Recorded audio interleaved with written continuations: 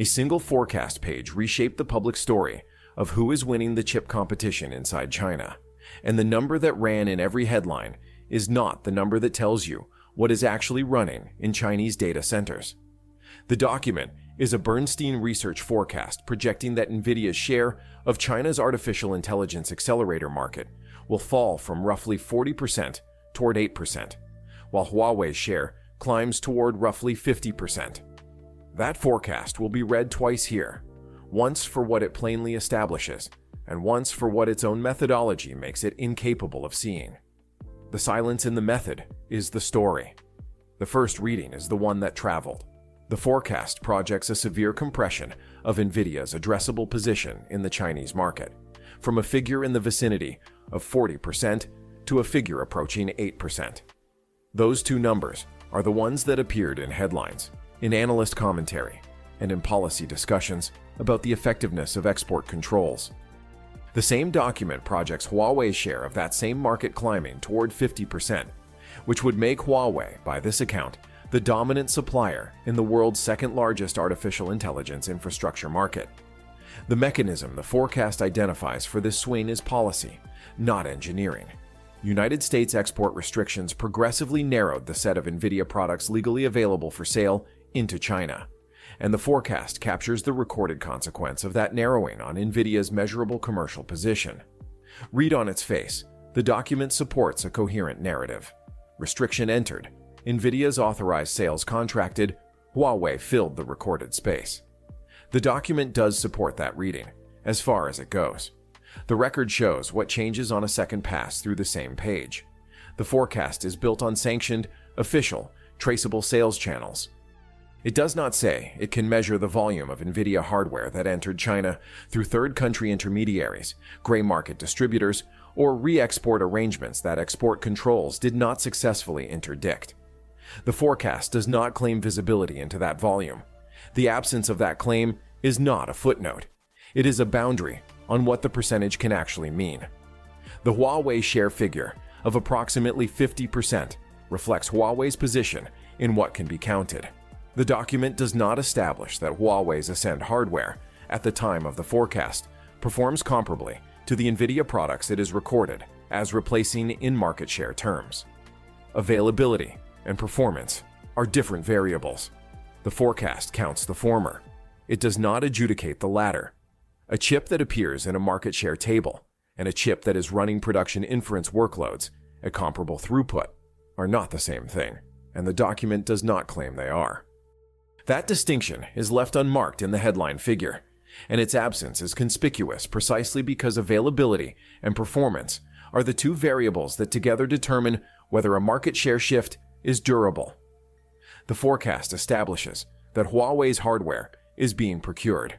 It does not establish whether Chinese artificial intelligence operators are achieving comparable training throughput, inference efficiency, or cluster reliability on Huawei's Ascend architecture relative to what they were achieving on Nvidia's hardware before the restrictions tightened. That question is left open, and its absence from the document means the forecast headline number and a more cautious operational assessment of Huawei's ecosystem maturity can both be simultaneously true. The 8% figure assigned to Nvidia is presented as Nvidia's remaining share of China's artificial intelligence accelerator market. It does not say that 8% represents the totality of Nvidia silicon operating in Chinese data centers.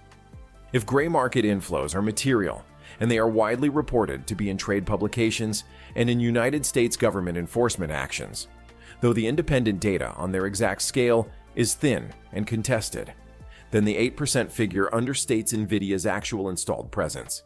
It simultaneously overstates the gap between Huawei's recorded share and Nvidia's real footprint in the market. The document cannot resolve this, and it does not attempt to. Consider what the forecast was actually asked to answer. Who is authorized to sell artificial intelligence accelerators into China, and in what proportions? It answered that question carefully. It was never asked, and therefore never answered, a different question. Whose chips are actually running inside Chinese artificial intelligence infrastructure, at scale, at what performance level, and with what reliability? The space between those two questions is where the real uncertainty lives. in a market where a significant fraction of the relevant transactions are designed not to be traced. A market share number built on legal sales channels is a measurement of compliance and enforcement, as much as it is a measurement of deployment. The phrase market share in this forecast is doing significant definitional work that the headline treatment did not unpack. Market share in a normal competitive context measures whose products customers chose. Market share in a sanctions-constrained context measures whose products customers were legally permitted to choose, and for which traceable sales records exist. The forecast is precise about what it is, an analyst projection based on available commercial data, but the precision of the label does not survive translation into headlines that treated the percentage as a straightforward competitive measurement. There is a further layer the document opens and then leaves. There is a category of data the forecast does not pretend to have: the volume of Nvidia hardware that reached Chinese buyers through channels. The export control regime was designed to close, but has not fully closed. What the document records at its 8% figure is Nvidia's sanctioned presence. That is a real and consequential number, but it is a floor, not a ceiling, on Nvidia's actual operational footprint in the market the forecast describes. There is an honest case on both sides of these omissions, and the document contains neither in resolved form. The domestic share the forecast records is real in the sense that matters for Huawei's commercial trajectory. It is growing, and it is being built on infrastructure that Chinese hyperscalers and state-adjacent cloud operators are actively deploying. A share position built during a period when the primary competition is legally excluded is still a share position. Relationships form, software stacks adapt, procurement pipelines solidify around what is available. At the same time, an 8% figure for Nvidia that cannot see gray market inflows flatters Huawei's apparent lead. If the actual volume of Nvidia hardware operating in China is meaningfully higher than the authorized sales figure implies, then Huawei's 50% is not a 50% of the whole market. It is a 50% of the visible market, which is a different claim about competitive position entirely, and the document cannot tell them apart. The forecast does not say when the share figures it projects will be realized.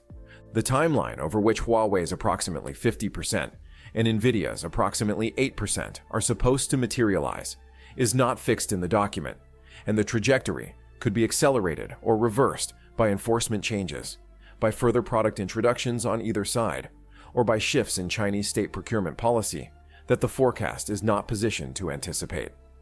The document does not settle whether gray market inflows are growing, stable, or contracting in response to tightening enforcement, a question that determines whether the gap between the forecast's 8% and Nvidia's real installed footprint is widening or narrowing.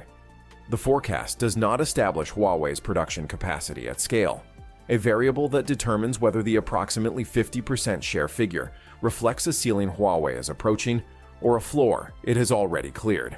An absent clause is not proof of intent, and an omission in a methodology is not a deliberate concealment.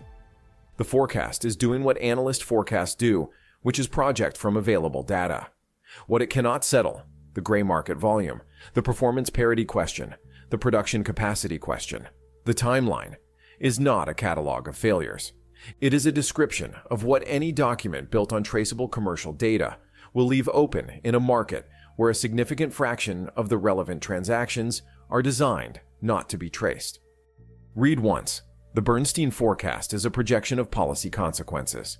Restrict the dominant supplier, and the domestic alternative fills the recorded gap. Read again.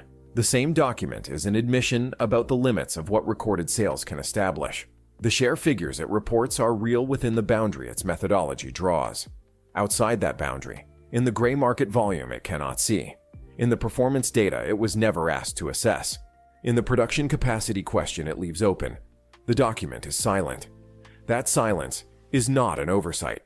It is the shape of what commercial data, in a sanctioned market, is capable of knowing. The forecast answered the question it was built to answer. The question it was not built to answer is the one that will determine whether the share numbers it projects survive contact with the next few years of artificial intelligence infrastructure deployment in China. The natural next document to read closely is the one that attempts to answer the performance question this forecast left open. A teardown report, a benchmark filing, or a procurement specification that gets inside what Huawei's Ascend hardware is actually delivering at cluster scale, and what that document says plainly, and what it is careful not to say. If that is the kind of reading you want to do alongside this channel, the subscribe button keeps you in the archive, and notifications mean you will be here when that document comes up.